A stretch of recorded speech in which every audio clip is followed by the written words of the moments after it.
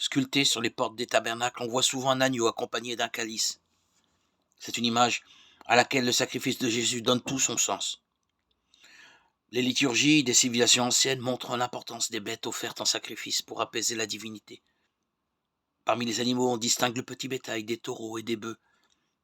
C'est une bête sans défaut, agneau ou chevreau âgé d'1 an qui sera égorgé, rôti au feu et mangé en toute hâte avec des pains sans levain et des herbes amères, juste avant que les Hébreux ne quittent l'Égypte. Exode 12, 8, 12.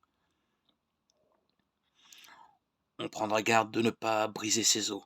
C'est la Pâque du Seigneur, dont le rituel écrit se poursuivra au cours des siècles. Exode 12, 43, 49.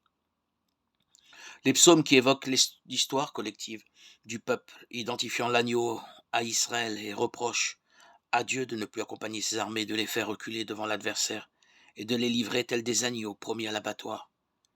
Psaume 43, 10, 12.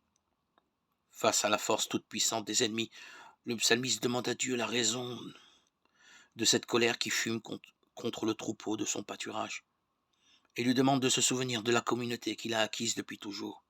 Psaume 113, 1, 2.